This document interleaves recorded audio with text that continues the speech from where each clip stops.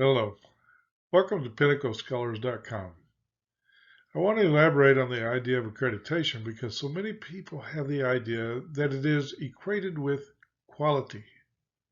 So we need the plain truth.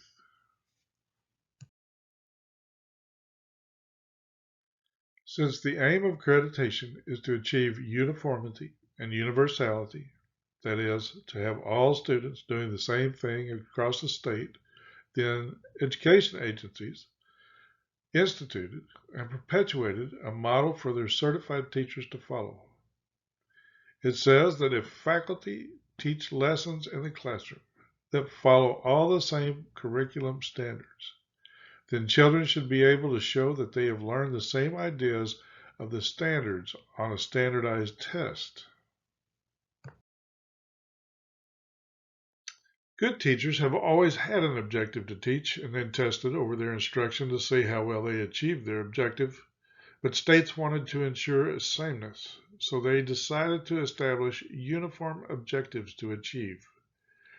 They called them curriculum standards and forced teachers to begin teaching all the same objectives. 2 decades before that, in the mid-1970s, states had begun testing all students with standardized tests, so it was easy to adapt the testing system to the new curriculum standards. This system has evolved over the last 40 years into something far beyond its original intentions, and now involves large testing corporations in a billion-dollar business. The evolution started with certifying teachers coming out of college. The next step was to design standardized testing. This began from 1975 to 1980, and by the 1990s, states increased the value of testing by making passing mandatory at strategic grade levels for proceeding to the next grade. The 1990s also corresponded to adding state curriculum standards. At that point, the states had constructed their educational system. They graduated certified personnel to teach the same curriculum for measurement by standardized testing. Their mission had been accomplished.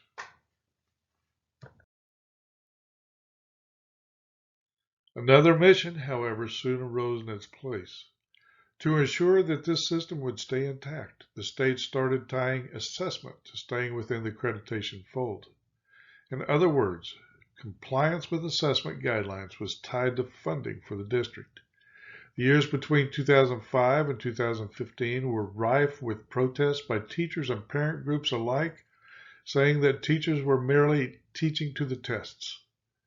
But states doubled down and made test results the basis for a report card on each school and district to be published in newspapers and educational journals. And they made graduation from high school contingent on passing an exit level test. What is the result of such a controlled environment of producing cookie cutter students who have shared common instruction geared for standardized testing? In fact, the U.S. Secretary of Education, in receiving the Alexander Hamilton Award for the Manhattan Institute for Policy Research in May of 2019, quoted a recent study co-authored by professors from Harvard and Stanford saying, 50 years of spending more money on the system, including over $1 trillion from federal taxpayers, has not improved student achievement at all.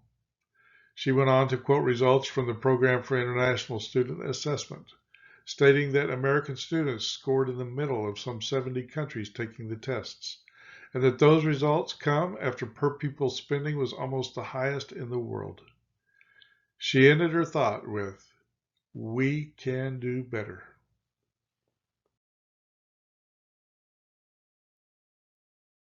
Pinnacle Scholars has a final word to say here. We are doing better. We free our students from the accredited state's educational systems because we won't produce cookie-cutter students. We want students to have a baseline of knowledge, but we want them to attain the highest level of knowledge over that baseline that they can and that they have an interest in. Courses at PinnacleScholars.com are prepared by deeply experienced teachers, that allow for the lofty goals students have for themselves through internet learning and through personal guidance.